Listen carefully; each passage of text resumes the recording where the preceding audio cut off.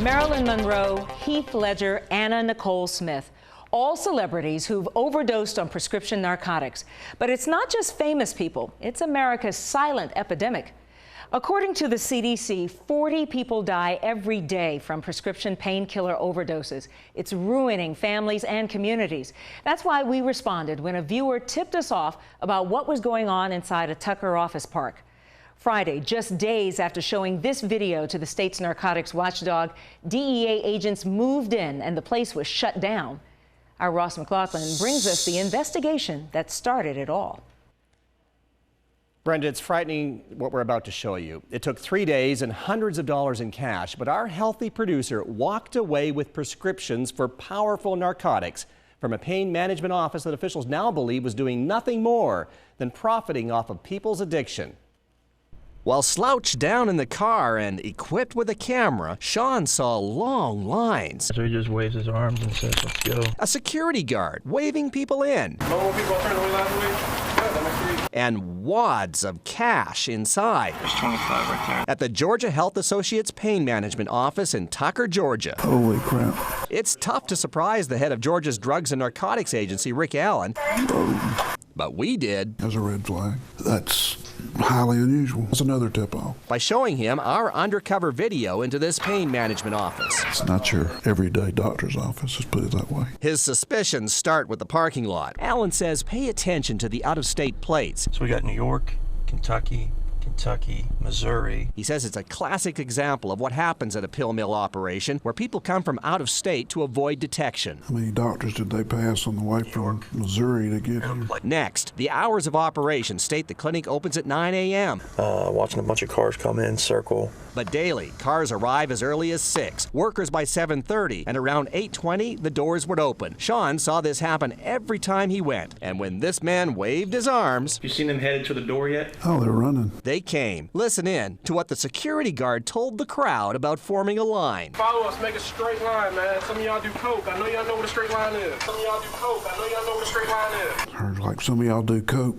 I know y'all know what a straight line is. Yeah, it's a pill mill. Time for Shawn to get in line. Been a long night. I think I'm about to go in. But to get a better look, he went in with the camera hidden inside a button. And once inside, he is not asked if he was in pain. Instead, he was given this. Go get it done, and then I'll see what time. Call me when you finish getting it done. Instructions to get an MRI. And directions on where to go. Yeah, they got directions right there. Okay, just go right here. Is that the... Follow it. Yep. Okay. It's a scam.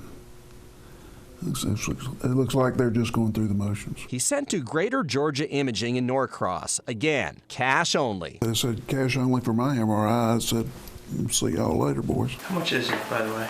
$275. This time he's asked about pain. However, listen, he doesn't admit to any. And lower back pain? They just sent me over here. I'm over here to get the MRI. Does it go down either one of your legs? Back? No.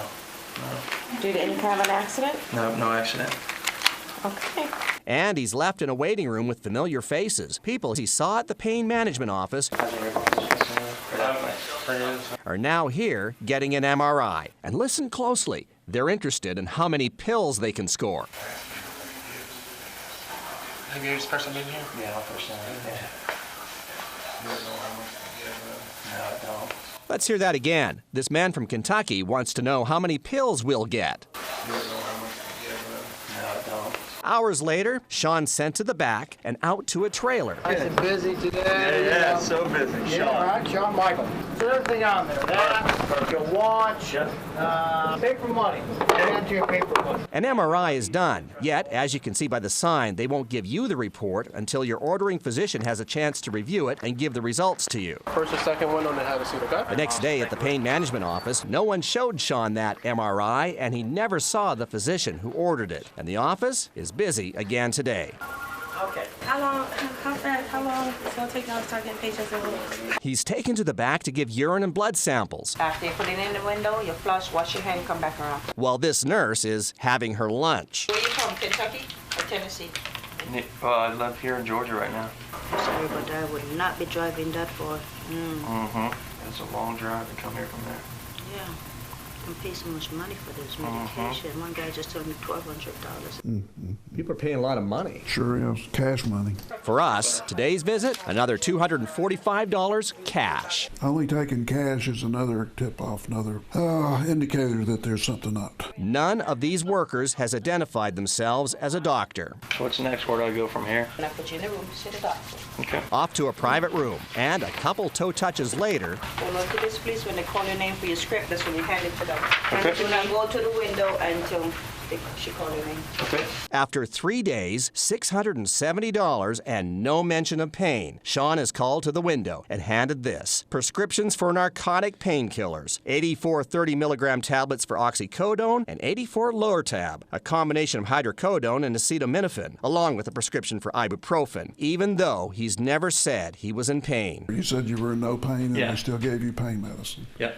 That's a huge red flag. All 3 prescriptions were typed out and signed by a doctor named Michael Stanley Johnston, a man Shawn never saw. Physicians are only going to give you just enough to help get you through what you need for your pain. They're not going to give you a bucket full. Our biggest surprise was when he was given this, a frequent visitor's card, where his 7th return visit is free. Are they legitimate?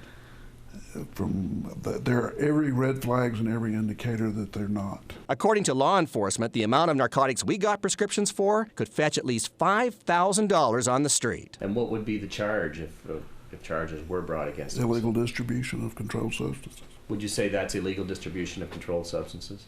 First blush, yes.